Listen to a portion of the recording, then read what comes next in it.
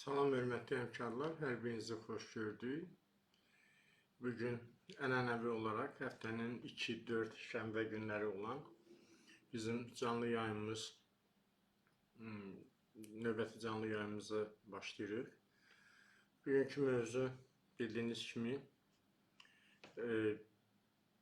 bizim nəyə görə məktəblərimizdə idarə etmə sistemini yarada bilmirik və niyə məktəblərimizin fərdi nizamnaməsi yoxdur? Son günlərin ən çox müzakirə olunan məsələləri sertifikasiyadan kəsilən müəllimləri biz kəndlərə göndərməliyikmi deyə kənd məktəblərinə yerləşdirməliyikmi? Belə bir fikirlə münasibətiniz bununla bağlı olacaq və sizdən xahişim canlı yayımı bəyənin, paylaşın. Mən də bir neçə dəqiqəyə paylaşım etdikdən sonra qruplarda fikirlərinizi rəy bölməsində yazın məsələ ilə bağlı. Siz necə düşünürsünüz? Biz məktəblərimizdə niyə biz yarada bilmirik idarə etmə sistemini? Məktəblərimizdə bu qədər problemlər niyə olmalıdır? Və bu məsələnin bir tərəfi, digər bir tərəf isə nəyə görə məktəblərimizin nizamnaməsi yoxdur və yaxud da niyə qəbul edilmir? Bu məsələni dəfələrlə biz hal-hazırda təhsili idarə edən şəxslərin qarşısına qaldırmışıq bu məsələni. Amma təəssüf olsun ki, bu məsələyə heç kim layihəli yanaşmır. Və yanaşmamasından da görünür ki, məktəblərimizdə nizam-intizamın yaranması, məktəb sistemində boşluqların olması elə ən çox idarə etmə sistemində olan şəxslərə sərf edir. Mən belə düşünürəm, çünki məktəblərdə idarə etmə sistemini yaratmaq çətin məsələ deyil, problemli məsələ deyil. Baxmayaraq ki, yəni bu sistem olub və müasir tələblərə uyğun olaraq təkmilləşdirmək olar. O baxımdan düşünürəm ki, təhsili idarə edən şəxslər istəsələr, çox qısa bir müddətdə bu idarə etmə sistemini yaradarlar. Və baxmayaraq ki, hal-hazırki Təhsil Naziri Emin Əmrullayev elə ən azı 5 illik ümumi təhsil məktəblərində demək Elm və Təhsil Naziridir və eyni zamanda burada məsələnin başqa bir tərəfi də odur ki, demək bunun üçün xüsusi bir hal lazım deyil. Yəni dağılmış bu sistemin ən azı müəyyən hissələri var ki, bərpa etmək olar. Və bu birinci növbədə məktəblərdə dediyimiz kimi məktəblərin idarə etmə sistemini yaratmaqdır. Yəni üzr istəyirəm, nizamnaməsinin qəbul edilməsidir. Baxmayaraq ki, nazirin özü ilə bu barədə söhbətimiz olmayıb da. Nazirin yaxın ətrafında olan bütün şəxslərlə bu barədə dəfələrlə söhbətlər olub, xidmətlərimizi təklif eləmişik. Çox təəssüf olsun ki, yola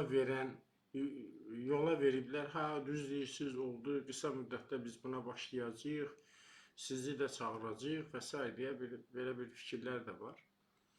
Bax, məsələ oradadır ki, hər şeyi gizli qapılar arxasında edirlər. Necə ki, keçən yayımızda dedik ki, publik hüquqi şəxs sisteminə keçid deyilər.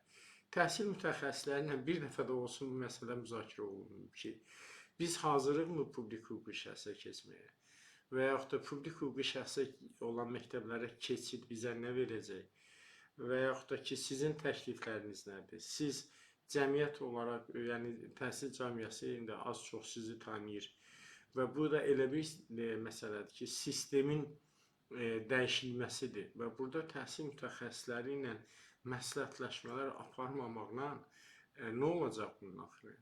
Nə olacaq? Və görünən odur ki, burada bunlar özləri bilərəkdən bunu istəmirlər. Yəni reallıq bundan ibarətdir.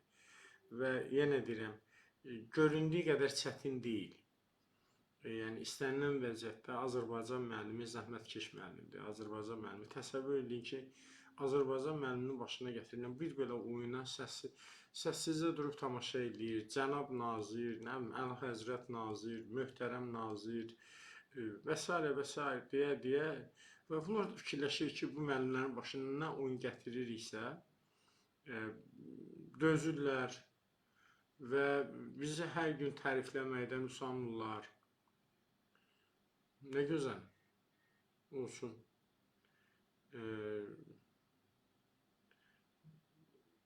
Bu baxımdan elə ən maraqlısı da budur. Digər bir maraqlı bir məsələ isə son günlər gündəmi tutan məsələdir. Bizim dəyərli ekspert həmkarımız Kamran Əsədovun əslində o sarkazmla o fikri söyləyib. Mətbuat da bunu tirajlayır.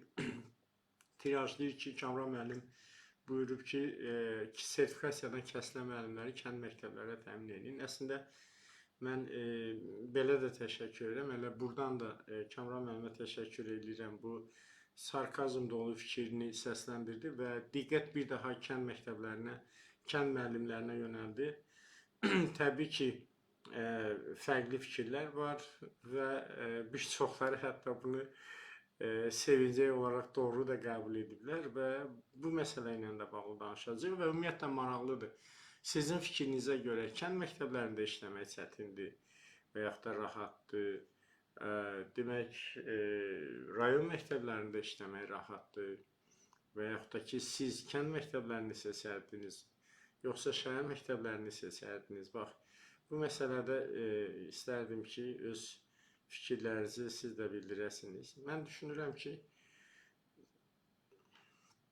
hər birinizin bu məsələ ilə bağlı yəqin ki, bir fikirləri olacaq və bu baxımdan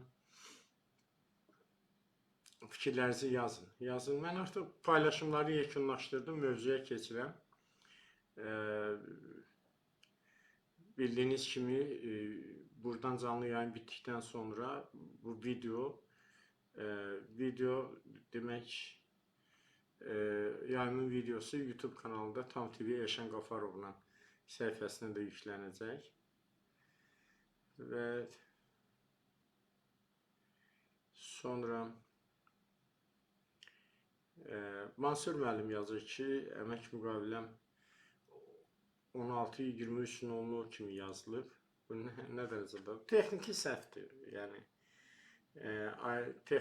gözətçiyə ayrılan nahar saatı iş saatinə daxildir, yoxsa yox. Yox, ümumiyyətlə, nahar fasiləsi iş saatinə daxil deyil. Bu gözətçilərlə bağlı məsələ ilə deyim ki, bizim gözətçilərlə bağlı məsələ doğru düzgün tənzimlənmir və bu məsələ ilə bağlı təbii ki, yeni ştat vahidləri təsdiq olunmalıdır və bu yeni ştat vahidlərində demək, yeni ştat vahidləri təhsil məktəbi üçün təsdiq olunmalıdır. 30 il bundan qabaq təsdiq olunur.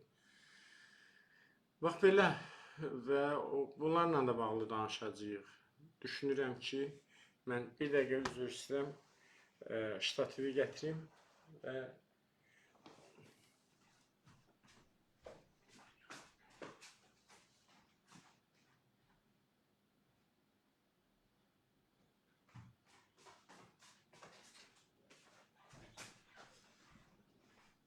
bu gözətçi məsələsində danışacağıq sizlə və belə bu şəkildə.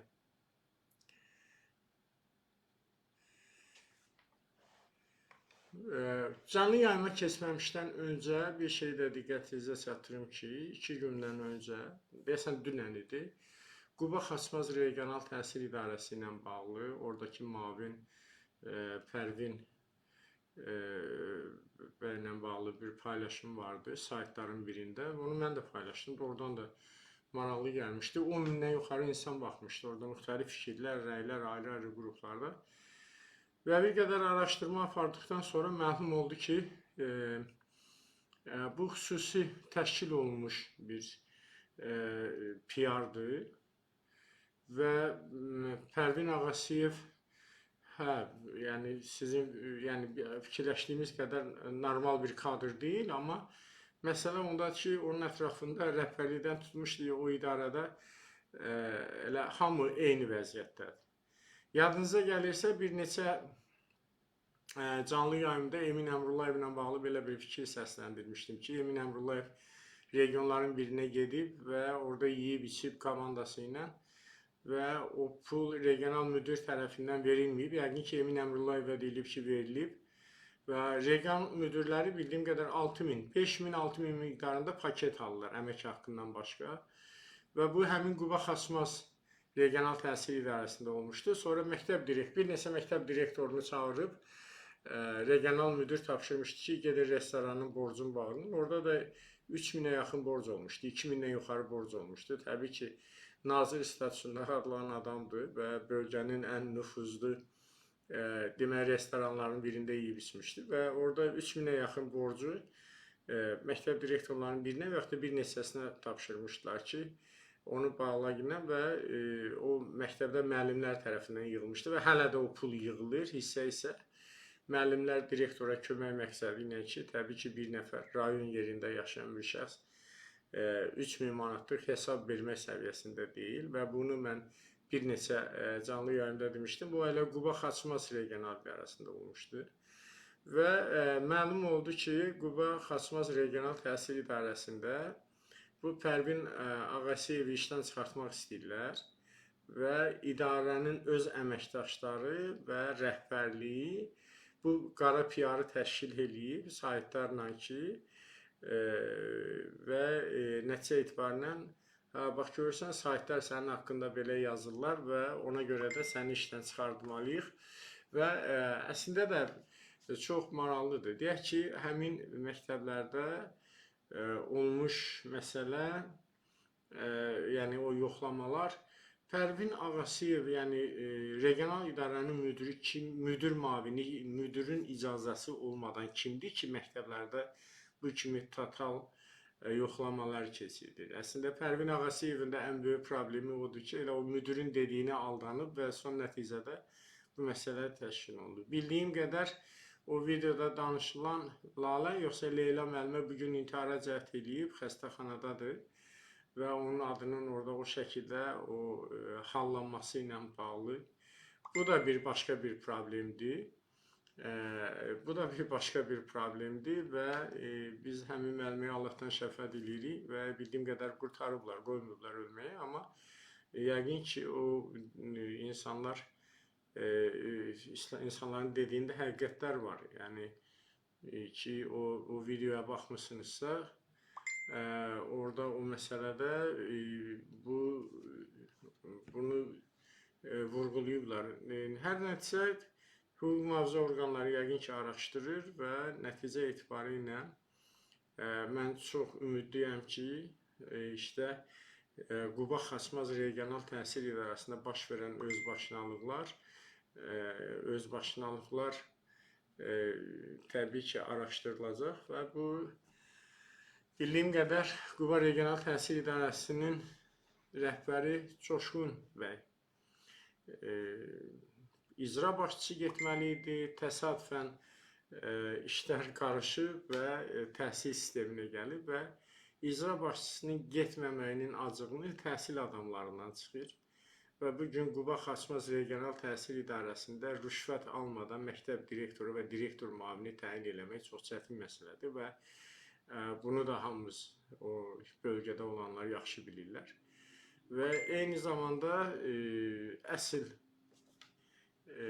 Emin Əmrullayevin əsl kadrlarından biridir də, yəni yoxsa Emin Əmrullayev gedib bu boyda yəni yeyib-içmək stolunun arxasında oturub regional müdürü, yəni adamın birbaşa təyinatı gəlsin regional müdür müavini, bilirsiniz, Abşeron Xızı regional təhsil idarəsində idi. Daha sonra demək burada digər tərəfdən isə o da oradan da regionala göndərildi və bildiyim qədər rayonların birinə başçı getməli olan bu bəy təsadüfən regional təhsil idarələrinin birinə müdür müavini, sonra da müdürdür və bütün bu karyerasında olan o qeyri-adi bir hadisənin acığını təhsil işlərindən çıxır. Quba Xaçmaz Regional Təhsil İdarəsində baş verən özbaşınalıqlar diqqətimizdədir, araşdırırıq və o baxımdan həmin videonu götürdüm. Yəni bu demək onu oradan belə deyək, o qara PR-da iştirak eləmək istəmədi ki, bütün bu məsələ yəni o PR-da bir əl olmaq istəmədi. Nəsə, məsələ o deyil, Quba Xaçmazla bağlı əlavə bir yayımımız olacaq və orada baş verən özbaşınalıqlar, qanunsuzluqlar, regional təhsil idarəsinin işçilərini öz fermalarında işlətməyi, nəzarət etməyi və s. Ta buna qədər gedib çıxır, böyük məsələlərdir. Gəlin mövzuya başlayaq və bugünkü mövzumuz biz niyə məktəblərdə idarə etmə sistemi yarada bilmirik? Məktəblərdə idarə etmə sisteminin yaradılması üçün birinci növbədə mənim əzizlərim təhsili idarə etmə sistemi olmalıdır. Bugün baxın, idarə etmə sistemi varmı bizdə? Yəni mənim hər videoma 5000, 10.000 adam baxır və yazılarımı oxuyurlar minlərlə insanlar. Baxın, görün. Onların arasında təbii ki, nazirliyin işçiləri də var, ayrı-ayrı dövlət qurumlarının işçiləri də var, məktəb direktoru, direktor müavinləri var. Azərbaycan müəlliminin dünya görüşü ümumilikdə götürəndə, aralarında hamısını demək olmaz, amma dünya görüşü doğrudan da ağlamalı vəziyyətdədir. Azərbaycan müəlliminin ən böyük arzusu 1 saat artıq dərs olsun. Azərbaycan müəlliminin ən böyük arzusu onun dərsini, onun əmək haqqını kəsməsinlər. Azərbaycan müəlliminin ən böyük arzusu və düşüncəsi, hədəfi ki, müəllim yoldaşının dərsindən kəsib ona versinlər. O daha çox dərs desin, onun daha çox dərs saatı olsun, onun daha çox əmək haqqı alsın. Və Azərbaycan müəlliminin missiyası cəmiyyətdə bu deyil. Nə deyirlər olsun. Müəllim yoldaş haqqında akt bağlayırlar, gəlin imza edək. Direktor deyir, kenguru üçün pul yığaq. Direktor deyirsə ki, valideynə yalvarın, valideyni yola gətirin ki, nə olar bizdən nazir kenguru üçün pul istəyir, gətirin verin, yoxsa bizim əmək haqqımızdan tutacaqlar, məndən alacaqlar filan. Mən görürsünüz, hər cür kömək edirəm. Uşağız dərsə gəlmir, örtbasdır edirəm, icazə lazım olur, eləyirəm. Qiymətlərini yaxşı yazdırmaq lazımdır, eləyirəm. Nə olar o 20 manatı gətirin, mənim 20 manatıma dəyməsin. Yəni, Azərbaycan müəllimi bu düşüncə ilə yaşayır. Bu da bir faciədir. Buradan çıxa bilmirik. Yəni, ümumilikdə götürəndə Azərbaycan müəllimindən söhbət gedir. Və Azərbaycan müəlliminin düşüncəsində eyni zamanda kurikulum ləğv olunsun. Kurikulum olmasaydı, mən yaxşı müəllim idim. Heç kim məndən soruşmurdu ki, sən niyə dərs keçmirsən və s. Eybi yox. Amma heç kim demir ki, kurikulumsuz mümkün deyil təhsili həyata keçirmək. Kurikulum təhsilin özüdür. Mən bəzən seminarlarda, webinarlarda müəllimlərlə zarafatla deyirəm ki, baxın, bir maşın sizə veriblər və bu çox yaxşı bir maşındır. Çox bahalı bir maşındır. Siz onu sürə bilmirsiniz və deyirsiniz ki, bunun motoru ağırlıq edir. Motoru qoymur ki, mən maşını sürəm. Siz motoru çıxardın, atın kənara və mən maşını sürə bilim və mən çox da yaxşı sürəcəm maşını. Bu anlayış nəyi göstərir? Yəni, başqa cür izah eləyə bilmirəm. Bu nəyi göstərir? Bu onu göstərir ki, reallıq ondan ibarətdir ki, demək, Azərbaycan müəllimi təhsil proqramı nədir, kurikulum nədir, bunun mahiyyətini bilmir. Baxmayaraq ki, bu sahədə 3 kitab müəllifiyəm, yəni metodika ilə kurikulumun fərqini biz hələ də qavraya bilmirik, baxmayaraq ki, hal-hazırda 17 ildir yeni təhsil metodikası, yəni belə yeni təhsil proqramları tətbiq olunur. Biz hələ də qiymətləndirmə ilə bağlı etirazımızı qaldıra bilmirik və hələ də biz qarşıyıq, yox, qiymətləndirmədir, sumatı pulu yığaram, o birisini yığaram. Baxmayaraq ki, əvvəlki illərə nisbətən təchizat çox-çox yaxşıdır. Məktəblərimizin əksəriyyətində kağız verilir, amma rəng, printerlər məsələsi nə yerdədir? Rəng vaxtında vurulurmu bu printerlərə? Bax, bunlar problemdir. Bunlar məktəb rəhbərinin üzərindədir və məktəb rəhbəri kollektivdə ən az əmək haqqı alanlardan biridir və bütün sistemdə məktəb direktorunun müxtəlif yollarla ələyərlik eləməsini gətirib çıxarır. Bu şəhər məktəblərində nazirlik özü göz yumur ki, repetitor müəllimlərindən hər uşağa görə 5 manat, 10 manat, bəzən 15 manat ödəniş olur direktora və əslində də bu həmin məktəblərin artıq direktorlarının üçün vəzifəyə təyin olunmada neçəyə başa gəlməsinin qiymətidir. Məsələn, əgər 1500 nəfərlik məktəb kontingenti varsa, bunun təqribən ən azı 1/3-i məktəbdə məşğul olur. Xüsusilə də ibtidai siniflər, bilirsiniz ki, ibtidai siniflər ümumilikdə məktəb şagirdlərinin adətən 40%-ni təşkil edir və hər bir uşaqdan 5-10 yenə deyirəm, bəzən elə məktəblər var ki, hətta 15 manat hər uşaqdan müəllim hazırladığı uşaqdan yer pulu kimi məktəb direktoruna təqdim edir. Məktəb direktoru da bunu məktəbin xərclərini və yerdə qalanlarını da özü təyin edir. Yəni elə məktəblərimiz var ki, orada bu sistemdən ayda 10.000 və 10.000-in üzərində pullar yığılır. Və yəni direktorda vəzifəyə təyin olunanda onda 100.000 rüşvət istəniləndə onu hesablayırlar ki, bunun deyək ki, ayına əgər 10.000 pul yığılırsa, var belə məktəblər. Yəni bu reallıqdır, mən bilirəm. Yəni adlarınacan bilirəm hansı məktəblərdir bunlar. Və belə məktəblərin sayı onlarlandır ki, 10.000-in üzərində aylıq pul yığılan məktəblər. Və nəticə etibarilə orada 100.000-in üzərində rüşvət alınır ki, və ona da deyirlər ki, bir ilə pulu çıxardacaqsan. Bir də görürsən, məktəb direktoru gedən şəxsin adında və yaxın ətrafında böyük miqdarda kreditlər formalaşdı. Evini satan var, torpaq yerini satan var, evini belə deyək, zamin qoyub, girov qoyub, böyük məbləğdə kreditlər götürənlər var.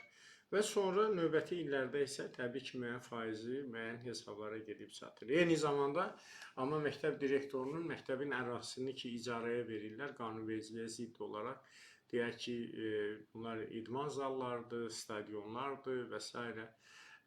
Bunlarla bağlı, yəni onlar məktəb direktoruna aidiyyəti yoxdur. Onlar ayrıca bir hesab var, oraya gedir. Daha sonra eyni zamanda bizim başqa bir məsələ və bufetlər məsələsi var. Hər bir şagirdə görə bufeti icarəyə götürən şirkətlər və yaxud da fiziki şəxslər 52 qəpik ödəniş edirlər və bunun da ümumilikdə götürəndə milyonlarla manat deməkdir və həmin 52 qəpiklər 1.700.000 şagirdə vurulur, təsəvvür edirsiniz. Və bu da orta hesabla 1 milyona yaxın pul deməkdir. Və bütün bunlar bugün təhsil sistemi çirkab və korrupsiyanın içərisində boğulur.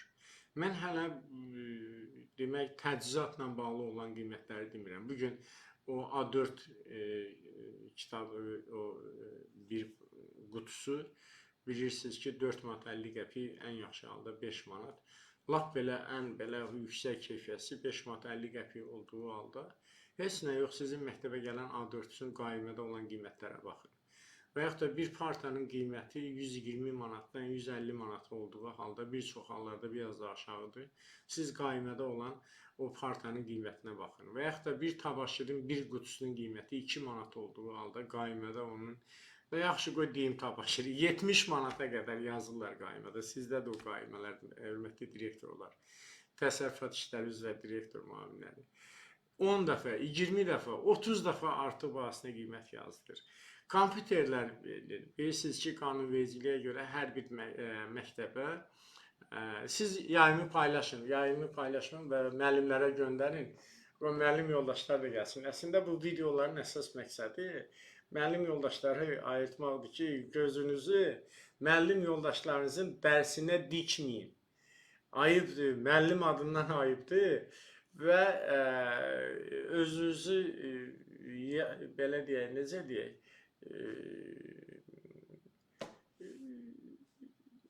söz tapa bilmirəm, necə deyim, rəzil mi deyim, yoxsa yazıq mı gündə aparmayın. Azərbaycan müəllimi Azərbaycan cəmiyyətini formalaşdıran əsas fiqurdur. Bu gün baxmayaraq ki, Azərbaycan təhsilinə bazar adamları, kommersantlar, layihəçilər, LGBT-ni və feminizmi, üçüncü cinsin nümayəndələrini dəstəkləyən şəxslər rəhbərlik edirlər və Azərbaycan təhsilini bazara çöndəriblər və Azərbaycan təhsili iki nəfər, iki şərik arasında bərbad bir hala salınır. Bugün Elm və Təhsil Nazirliyində Soros komandası ilə FETÖ qruplaşması arasında çox ciddi problemlər var. Və bugün bütün bunlar arasındakı daxili münaqişə idarəetmə qurumlarının nəzarət sistemini zəiflədib və nəticə etibarı ilə bugün regionlarda kim nə istədi odur. Kim nə istədi onu edir və bunun acı nəticəsidir müəllim bu kimi ağır vəziyyətə salınır. Və nəticə etibarında məhəllə təhsil büdcəsinin təchizat vasitəsilə dağıdılmasını demirəm. Təmir vasitəsilə dağıdılmasını demirəm. Məsələn, biz direktor işlədiyimiz dövrdə məktəb, hər tədris ilinin əvvəlində məktəb direktorları, demək, məktəb direktorları hər ilin əvvəlində smetaya, büdcəyə qol çəkirdilər. Yəni, bir il üçün olan büdcəyə qol çəkirdilər. Və biz bir görürdük orada 21 kateqoriya var məktəbin büdcəsinin və o ayrı-ayrı xərclər. Və bugün məktəb direktorlarının heç birini o büdcəni qol çəkdirmirlər ki, məktəb direktorları o büdcəni görməsinlər. Ki, kiçik bir məktəbə 100 minlərlə pul ayrılır. Bu 5 milyard pul bilirsiniz nə deməkdir? 4400 məktəb üçün. 5 milyard hamısı ora aid deyil, amma 2 milyard 300 milyondan yuxarı təqribən 2 milyard 350 milyona yaxın pul ümumi təhsilin payına düşür və bunu da biz 4400 məktəb deyil, 4250 məktəb arasında böləndə görün, hər kiçik məktəbə görün nə qədər düşür. Yəni, məsələ budur. Biz niyə idarə etmə sistemini yarada bilmirik? Biz ona görə idarə etmə sistemini yarada bilmirik ki, idarə etmə sistemini yaratmaq istəməyən təhsil idarə etmə orqanlarının əməkdaşları var. Təsəvvür edirsiniz? Yəni, reallıq bundan ibarətdir.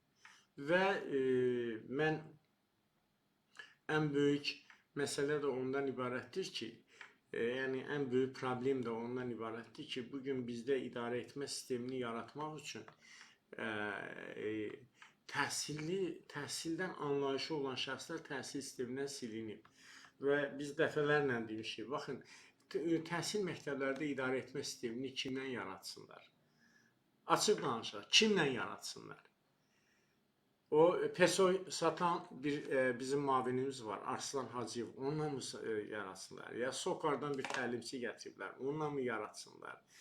Şərab zavodundan gətirilmiş mütəxəssislər mi yaratsınlar? Dəniz limanından ümumi təhsil siyasətinin formalaşdıran şöbəyə müdür qoyublar, onunla mı yaratsınlar? Kimlə yaratsınlar?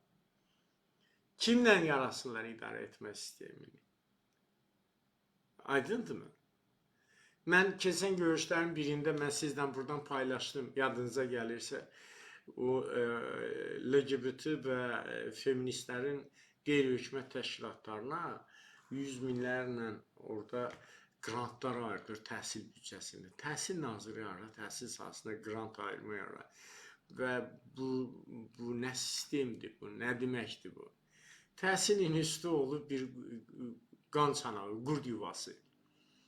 Nə qədər ölkədə maşenlik var, nə qədər fırıldaqçı var, təhsil institutuna toplanılır. Yəni, orada olan əvvəlki işləyən o elm adamlarını çıxmaq şərti ilə, yeni gələnlər. Harada, nə bilim, atasından küsən, anasından küsən, nə bilim, ən əclaf işləri görməyə hazır olan, dövlətə düşmən gözü ilə baxıb, dövlət pulunu darmadağın eləyən, sovuran, gəmirən qruplaşmalar ki, ən xırda bir layihəni əldə etmək üçün bütün mənəviyyatını, şəxsiyyətini, namusunu, qeyrətini ayaq altına ala bilən onlarla insan yığılıb orada təhsilin üstünə. Bu nə deməkdir? Nə deməkdir bu? Hə, biz başa düşürük, təhsilin üstünü gətirib orada bir qeyri, belə deyək, bir kurs səviyyəsinə endiriblər. Harada bir pozğun həyat tərzi sürən var, hamısı da, hə, bu burada təlimçidir, bu burada şöbə müdürüdür, bu burada aparıcı əməkdaşdır. Buna nə deyərlər? Buna nə deyərlər? Dövləti bu qədər, dövlətə meydan oxumaq, dövlətin qaydalarını görməmək və s. Buna nə deyərlər? Yəni, başa düşürsünüz? Yəni, adam şokdadır. İllərdir mən bunları deyirəm ki, gəlin ümumi təhsil məktəblərinin nizamnamələrini yaradaq. Hər halda mənim Facebook profilimdə publik hüquqi şəxs haqqında siz oradan belə deyək, publik hüquqi şəxs olan ümumi təhsil məktəbinə keçidlə bağlı orada o məqalələrimin bir-ikinci hissəsini oxudunuz. İndi üçüncü hissə beynəlxalq təcrübəni araşdırıram. Bir neçə günə bitəcək, onu da yerləşdirəcəm. Bu nə sistemdir? Başa düşürəm. Yəni, başa düşürsünüz? Yəni, publik hüquqi şəxsə keçirsiniz. Sizin publik hüquqi şəxslə bağlı bir dənə də olsun, keçən görüşdə dedi, hüquqi normativ sənədiniz yoxdur. Bir dənə 2024-cü ilin iyulunda qəbul edilmiş nümunəvi nizamnamədən başqa. Bu nümunəvi nizamnamədir. Elə həmin nümunəvi nizamnamədə yazır ki, bu nümunəvi nizamnamə fərdi nizamnamələrin yaradılması üçün əsasdır. Hanı fərdi nizamnamələr? 34 ildir müstəqillik və 34 ildir ümumi təhsil məktəbinin nizamnaməsi yoxdur. Fərdi nizamnamə yoxdur. Deyirlər, direktorlar yaratmalıdır. Sən direktorun bir xadimə işə götürə bilmir. Sənin direktorun öz başına bir kiçik məktəbdə bir layihə həyata keçirə bilmir. Gərək hamıdan bir icazə alsın, onları eləsin. Məktəb direktoru məktəbdə nizamnamə. O nizamnamayı sən təsdiq eləməlisən. Yaxşı, mən direktor hazırladım, gətirim, verdim sənə. Regional təhsil idarəsi müdiri, sən təsdiq eləməlisən. Müddənin rəhbəri, sən təsdiq eləməlisən. Təsdiq eləyəcəksənmi? Ümumiyyətlə, nizamnamə anlayışı nə deməkdir? Nizamnamə həmin müəssisənin idarə olunmasının əsasıdır. Ümumi təhsil məktəbinin əsasnaməsi yoxdur. Yaxşı, əsasnamə nədir? Əsasnamə nədir? Əsasnamə isə o müəssisənin yaradılmasının əsasıdır. Nəyin əsasında yaradılacaq? Amma nizamnamə isə necə idarə olunacaq? Var mı bugün ümumi təhsil məktəblərində? Nizamnamə yoxdur. Niyə qəbul olunmur? Qəbul olunmur. Niyəsi yoxdur. Harada qəbul olmalıdır? Harada hazırlanmalıdır? Azərbaycanda 14 növ ümumi təhsil məktəbi var. Bunlar bölünür iki tipə, ümumi təyinatlı, internat tipli. Hər növ ümumi təhsil məktəbi üçün nizamnamə modeli hazırlanıb yerlərə göndərilməlidir və hər bir məktəb direktor da müəssisəsinin, məktəbinin növünə uyğun olaraq İbtidai məktəbsə ibtidai məktəb. Umumortadırsa umumorta, tam ortadırsa tam orta, liseydirsə lisey, gimnaziyadırsa gimnaziya, inteqrasiya təlimli gimnaziyadırsa inteqrasiya təlimli gimnaziya və yaxud da internet sağlamlıq imkanları məhdud olan məktəbdirsə, hə, sağlamlıq imkanları məhdud olan uşaqlar üçün məktəbdirsə məktəb. Və yaxud da bunların internet tiplidirsə internet tipli olsun.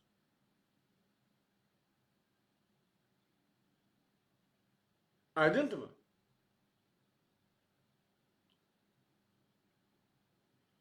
Bu faciə buradadır. Faciə buradadır. Hər növ məktəb üçün təklif elədik ki, hazırlayırıq. Amma bu bir nəfər işidir, komanda işidir. Yoxdur. Bu çox ağlı fikirdir, amma yaxşı pul var burada. Bunu bir layihəyə çevirmək lazımdır. Nə qədər pul lazımdır? Deyirəm, valla mən pul işlərindən deyəməm, amma mənə adamlar lazımdır, biz oturub hazırlayaq. Qaldı.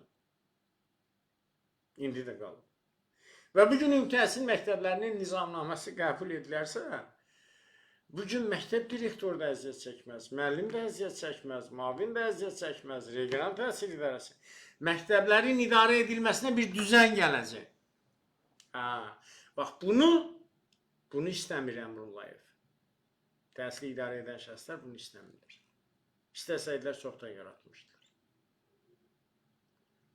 Yəni, istənilən bir fəaliyyətin bir qaydası olmalıdır. Bu, pedaqoji fəaliyyətdir məktəb işi. Hər bir müəssisənin nizamnaməsi olmalıdır. Hər bir müəssisənin nizamnaməsi olmalıdır. Müəssisə həmin nizamnamə əsasında idarə olunmalıdır. Bu ki, aksiomadır. Yəni, bunu izah eləməyə nə var ki? Aydındır mı? Bunu izah eləməyə nə var ki? Bunu istəsələr niyə eləməzlər ki? Əgər istəsələr ümumi təhsil məktəblərində idarə etmə sistemi olsun.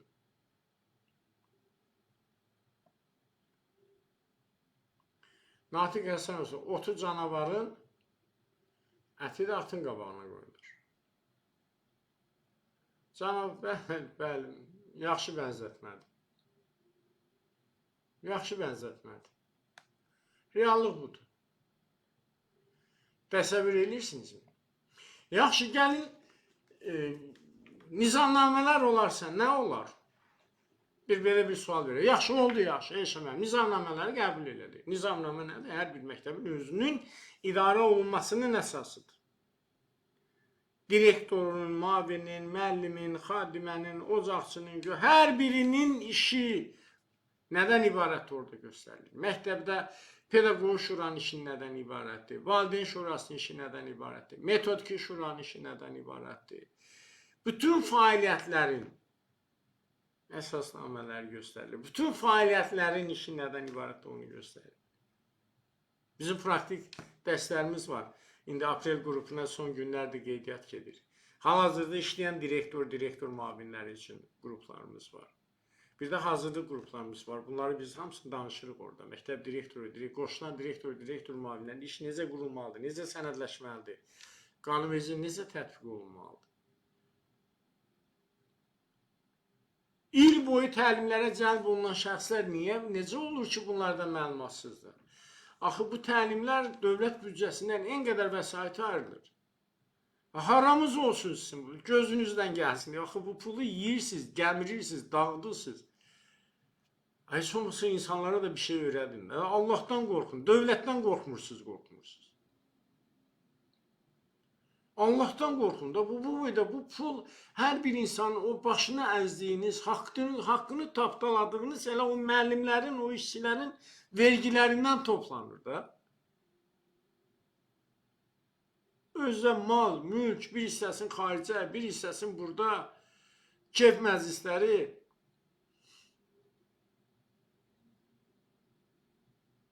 Dost tanışı nazirliyə vəzifəyə gətirib paket paylayırsınız buna. Və axı o vergilərdən bu pullar toplanır. Və bu sistemdən qazanırsınız axı. Artıq 2-ci ay tamam olur. Nazir hələ də çıxıb deyə bilmir ki, bir ən paylaşımda görmədi. Fevralın 6-sında demişdi ki, mən öyrənib deyəcəm, Azərbaycanda bir uşağa düşən maliyyə nə qədərdir. 2 ay hələ fikirləşir, hesablayır.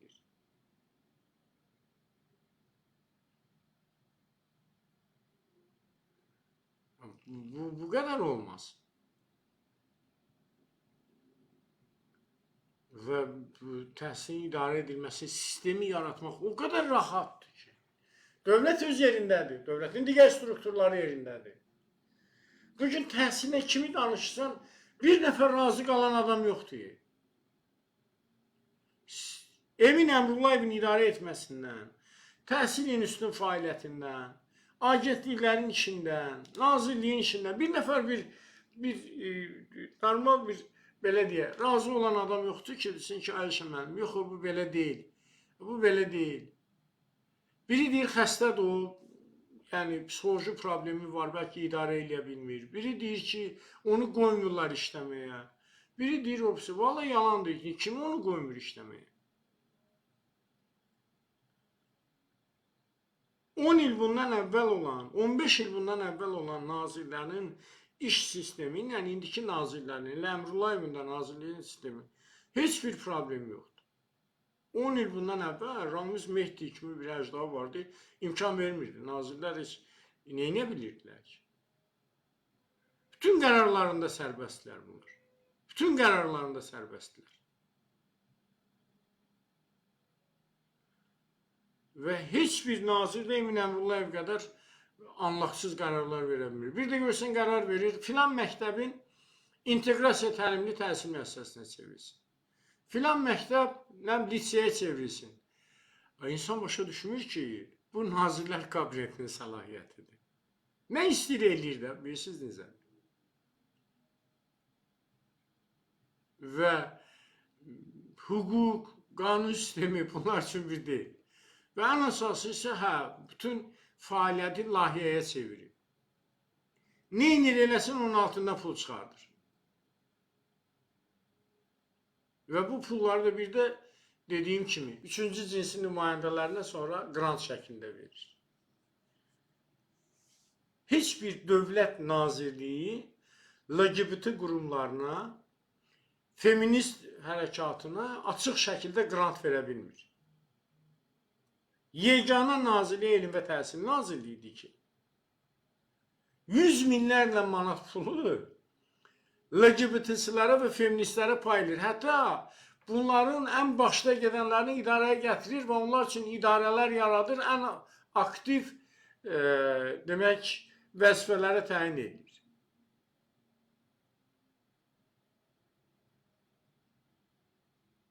Bax, məsələ buradadır. Paylaşın. Paylaşın yayımı, digər yoldaşlar da bilsin, müəllim yoldaşlar da göndərin. Və bugün üçün sonuncu, üçüncü sual nədən ibarətdir? Üçüncü sual ondan ibarətdir ki, demək, burada əsas məsələ bizim dəyərli Kamran müəllimimizin bir belə deyək də sarkazmla bir fikir paylaşmışdı məqaləsində ki, sertifikasiyadan kəsilən müəllimləri kəndlərə göndərsinlər müəllim şəklində və bu çox böyük rezonans doğurdu mətbuatdan. Hələ bir neçə gündür elə bizə təhsil ekspertlərinə də bu sualları verirlər və onlara da deyirəm ki, Kamran müəllim bunu zarafat eləyib. Yəni sarkazm var burada. Və çox da bəyəndim, çox da doğru eləyirdi bunu ki, kənd müəllimlərinə bir də diqqəti ayırdı. Azərbaycanda kənd müəllimləri üçün nə edirlər? Kənd müəllimi ilə şəhər müəllimi arasındakı fərqə baxın.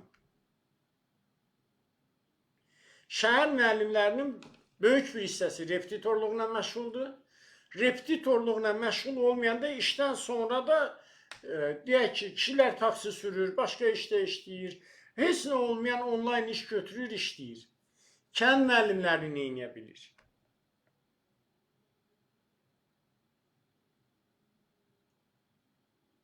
Kənd müəllimləri nə edə bilir? Heç yox, biz Rusiyanı götürsək, kəndə işləməyə gedən müəllimə 1 milyon manat, 1 milyon rubl. Onların pulu ilə harca bizim pulların dollara ekvivalenti 12, 13, 14 min dollardır. Şimal, biraz uzaqlara gedən, şimal bölgələrə gedən 2 milyon rubl bir dəfəli yardım edilir. 24-25 min dollar. Ev verilir. Faizsiz ipoteka verilir.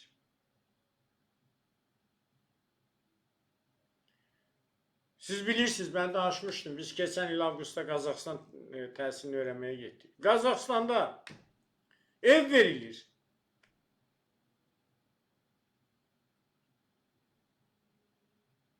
Kənddə 25 il işləyən müəllim pensiyaya çıxarılır. Pensiyasını da alır, əmək haqqını da alır. İpoteka ilə. Amerikanı götürək, Avropanı götürək. Dünyanın bütün ölkələrində kənddə işləyən müəllimlərə əlavə sosial yardımlar olur. Biz nə edirik? Kənd məktəblərində işləyən 35 yaşdan aşağı olan şəxslərə O da kənd məktəblərinə. Mərkəzdən 20 kilometr aralıqda olanlara 90 manat ayda pul veririk. Onda 5 il verdik. 20 kilometr aralı yaşayanlara da əlavə 100 manat verir. Nazirlər Kabinetinin 14 aprel 2010-cu il tarixli 67 nömrəli qərarı var. Baxın, gənc mütəxəssislərin həvəsləndirilməsi üçün görülən tədbirlər. 190 manat. Bəzilərində də 90 manat. Amma üzümü tuturam Elm və Təhsil Nazirliyi, hələ Emin Əmrullayev başda olmaqla. O kəndlərə göndərdiyiniz hansı müəllimin sosial problemi ilə maraqlanırsınız? Bizim xanım müəllimlərimiz, bəy müəllimlərimiz. Gəncdir də, şəhərdən gedib kəndə, o kənddə böyüyəni başa düşdü, yerli iqlim tanıyır. Yanacaq yox. Qalmaq şəraiti yox. Bilərəkdən bir çox hallarda onlara maneələr törədirlər ki, qoyub geçsin, onun dərslərini qoy, yerli müəllimlər desin. Heç kim maraqlanmır o gənclərlə. Dözə bilən bitər, dözür, gözlüyür ki, nə vaxt yer dəyişmə eləyəcək. Dözə bilməyən də kartı verir direktora, çıxır gəlir Bakıda kurslarda işləyir və yaxud da repetitorluğuna məşğul olur.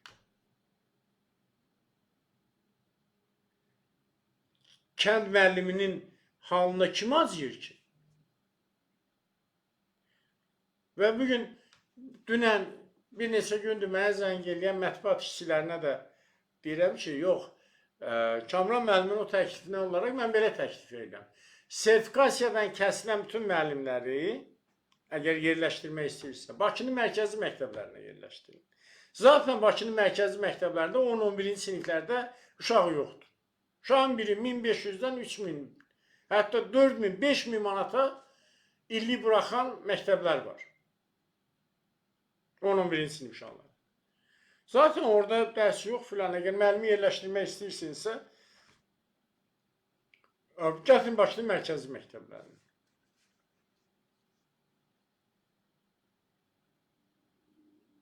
Nə oldu? Şəhid olmağa kənd uşaqlar. Qazi olmağa onlar. Ən ucqar, ən ağır ekstremal vəziyyətdə hərbi xidmətə ucqar yerlərdə doğulan uşaqlar. Fəhlə olmağa ucqar kənddə olan uşaqlar. Usta olmağa onlar. Ən ağır işdə onlar. Bir də sertifikasiyadan kəsilənlər də kənd məktəbi. Bir çoxlarda bunu ciddi qəbul edib. Siz necə düşünürsünüz? Sertifikasiyadan kəsilən müəllimləri bunları kənd məktəblərinə göndərmək yaxşıdır, yoxsa şəhərin mərkəzi məktəblərində, hansı ki 10-11-ci siniflər məktəbdə kütləvi şəkildə, dediyim kimi 1500-dən 5000 manata qədər pullar toplanılır və buraxılır. Mərkəz məktəblər hamısı. Gəlin axtarın, bir an 10-11-ci sinif uşağı görərsinizmi orada?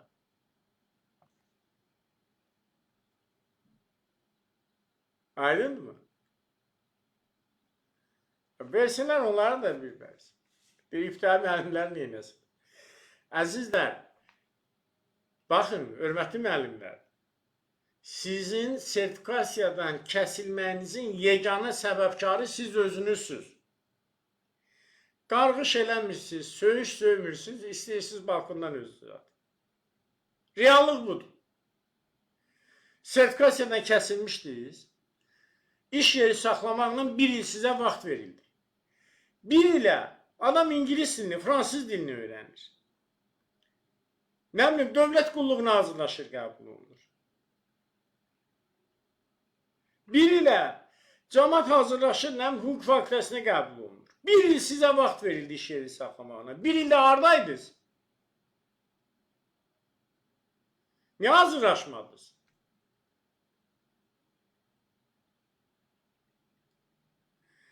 Hazırlaşsanız da potensialınız olmadı.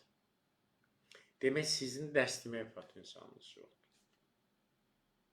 Azərbaycan Respublikasında ümumi təhsil şagird yönümlüdür. Siz oradan 300, 500, nə bilim 600 manat əmək haqqı alacaqsınız deyə. O körpə balaların günahı nədir? 2 övladınıza orada bir çörək pulu aparacaqsınız. Hər gün dərs dediyiniz 100 uşağın günahı nədir? Yox, düşünürsünüz ki,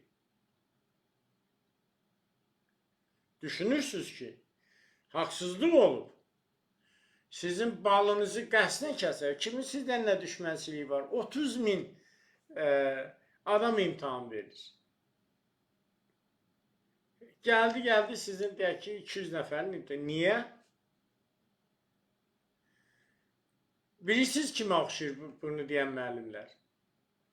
O imtahanda suallara cavab verə bilməyən uşaq var ki, valideynin qorxusu bir şəkildə olmayıb baxın. 5000 müəllimin əmək müqaviləsinə xitam verilir. Birinci dəfə şəffaf olmadı, ikinci dəfə şəffaf olmadı, o qədər də yoxdur. Hə, imtahanların təşkilində problemlər var idi. Bunu da biz də səsləndirmişdik. Amma o demək deyil ki, və sizin müəllim işləmək hüququnuzu heç kim sizin əlinizdən almayıb. Sizin müəllim işləmək hüququnuzu heç kim əlinizdən almayıb. Hazırlaşın, sertifikasiyadan kəsilənləri biləm. Hazırlaşın, gedin MİQə sənəd verin. Hər il ölkə üzrə 8000-dən 10.000 nəfərə qədər 10.000 vakansiya çıxarılır. Ən azı 8000 vakansiya çıxarılır.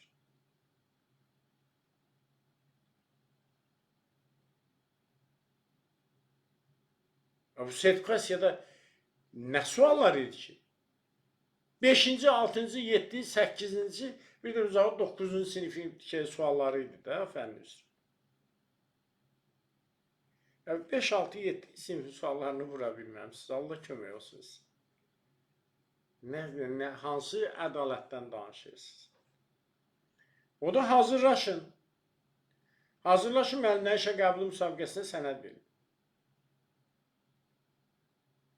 Aydındır mı? Bu qədər sadə. Siz necə düşünürsünüz?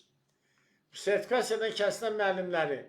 İndi Emin Əmrullayev böyük narazılıq olmasın deyə. Narazılıqdan qorxuraq. Yalancı bir ştat müəyyən edib. Sosial pedaqoq. Sosial pedaqoq özü ayrıca bir vəzifədə oxumaqdır. Yəni bununla bağlı sosioloqlar oxuyurlar, sosial sahada bizim oxuyanlarımız var. Ştat vahidlərində heç yoxdur. Aydındır mı? Yazırlar, riyaziyyatdan 10-11-dən var idi. Yaxşı, ikisi 3 idi də 10-11-dən. Qalanı hamısı 6, 7, 8, 9 idi. Və sosial pedaqoq paylayır ki, o çox haykı qalxmasın, kimlərdən çəkinirlər. Bir hissəsində satırlar, orada başqa şeylərə də artıq yol verməyə başlayırlar. Yəni, olmaması lazımdır. Niyə sosial pedaqoq? Sosial pedaqoq, sosial işi bitirənləri çağırın. Onsa imtahan keçirməkdə maşallah pis deyilsiniz. Gəlin imtahan keçirdin, sosial işi bitirənləri, işi öz yəsinə verin. Müəllimləri niyə ümid edirsiniz? Müddətli müqavilə ilə, biri ilə 5 ay, biri ilə 8 ay, biri ilə nə bilim 10 aylıq müqavilə bağlayırsınız. Və müəllimlər bilin, o müddətli müqavilədir və vəziyyət bir balaca olan kimi, yəni o indi bu saat başı qarşı pul yığmağa görürsünüz. Hamı bilir ki, məktəblərdə hansı adlarla pul yığılır və ölkənin təhsil naziri məktəbdə müəllimi məcbur eləyir ki, sən get valideyndən yalvar pul al ki. Bir balaca vəziyyət düzəlsə, o sosial pedaqoqla müddəti müqavilənin müddəti bitdi, nə edəcəksiniz? Heç bir şey eləyə bilməyəcəksiniz. Əmək müqaviləsinin vaxtı bitib, müddətli müqavilədir, sizdən də xitam verilir. Və salam. Sertifikasiyadan kəsilən müəllimlər hazırlaşın, gedin, əgər doğrudan sizə qarşı ədalətsiz, gedin sübut edin. Bax, görün, deyin ki, bax, mənə ədalətsiz şəkildə çıxartdılar. Halbuki bu məntiqə uyğun bəyanə deyil. Gedin, imtahan verin. Gedin, Gedin imtahan verin, müəllim statusu alın. Yenə təkrar edirəm. Elə bir ərazi yoxdur ki, indi həmin məktəb olmasa da uzaq onun yanındakı yaxın ərazidə vakansiya olmasın. Çox nadir hallarda olar. Gedin, imtahan verin, hər il 8.000-dən 10.000-ə qədər adam qəbul olunur işə. Gedin, müəllim adınızı geri qaytarın. Yolu budur.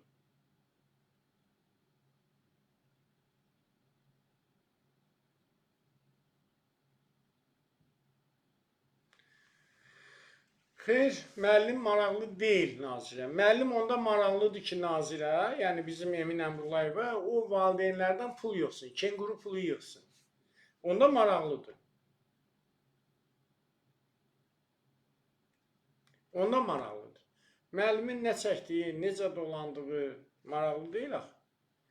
Azərbaycan məktəbində, deyək ki, hal-hazırda 151 min müəllim işləyir. Bunun 136-137 mini daimi müddətsiz müqavilə ilə işləyir. Və təqribən 13-14 mini də müddətli müqavilə ilə hər il işləyir. Yaxşı. Bu 14, deyək ki, 137 min müəllimin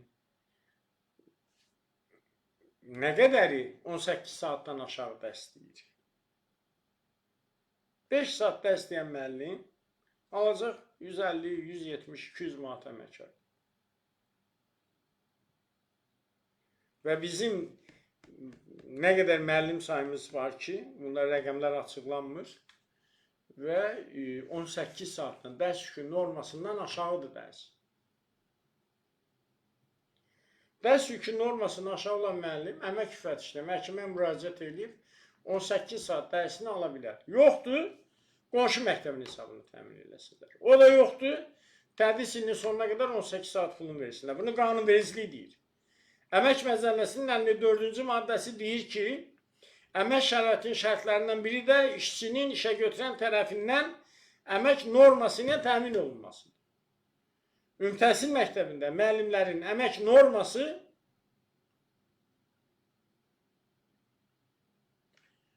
həftəlik 18 saatdır. Təhsil Nazirliyinin, təhsil idarəetmə orqanlarının, məktəb rəhbərinin borcudur ki, müəllimə 18 saat dərs versin. Yoxdur, təhsil idarəetmə orqanları qonşu məktəblərin hesabına versin. Məktəbdə 5 ibtidai sinif müəllimi var. Bir müəllim yığma dərslərlə dəstəyir. Gedib sertifikasiyadan da keçir. Bu 5 müəllimdən biri çalışmaya yaş həddinə çatır. Onun yerini vakansiya verirlər. İnsan bu xəstə düşüncə ilə təhsil necə idarə edəcəksən? Necə idarə etmə sistemi yaradacaqsın? Müəllim gedib sertifikasiyadan keçib yığma dərslədir də, müəllim boşdur, sənin müəllimin var. Sinifdə müəllimdən biri çalışmaya yaş həddinə çatıb, sən həmin yeri niyə vakansiya verirsən? Var müəllimin, bu müəllimi yerləşdirir. Ya yox. Biz gəncləşmə siyasəti yürüdürük. Aydındır mı? Allah köməyiniz olsun. Şənbə günü görüşər inşallah. Və düşünürəm ki, tezliklə bizim dövlət orqanları Təhsil Nazirliyində baş verən korrupsiya hallarını araşdıracaqlar. Və Emin Əmrullayev və onun kimi xaricdə hazırlamış Azərbaycan təhsilinə və cəmiyyətinə düşmən gözlə baxan o zihniyyət ki var, LGBT və feminist qruplaşma təhsildən uzaqlaşdırılacaq. Sizə və əzizlərinizə can sağlığı arzu edirəm. Bir daha sertifikasiyadan kəsilən müəllimlər MİQ imtahanına varla hazırlaşın, təkrarlayın, gedin MİQ-ə. Və bizim də aprel qrupları üçün hal-hazırda işləyən məktəb direktoru, direktor müavinləri üçün tədris prosesini tənzimləyən hüquqi normativ sənədlərin praktikaya tətbiqi və onların sənədləşdirilməsi mövzusunda praktik qruplarımız var. Aprelin 1-də yeni qrup başlayacaq. Məktəb direktoru, direktor müavinləri müraciət edə bilərlər. Onlar üçün 50% indirim eləmişik ki, nələrsə öyrədə bilək, öyrənək. direktor müavini, kitabxanaçı, uşaq birliyi rəhbəri, digər vəzifələrə, işə qəbulla bağlı aprel qruplarımıza qeydiyyat bir neçə gün qalıb. Həmin qruplarda da 30% indirim eləmiş. Buyurun, müraciət eləməyə. Mənim əlaqə nömrəm hamınızda var. 050 672 59 11. Burada titrlarda da orada baxsanız yazı gedir. Burada profildə də var nömrə. Təşəkkür edirəm. Gecəniz xeyrə qalsın. Şənbə günü saat 21:00-da görüşürük sizdən. Allah sizi və əzizlərinizi qorusun. Allah ordumuzu qorusun. Allah xalqımızı və millətimizi, dövlətimizi qorusun. Belə.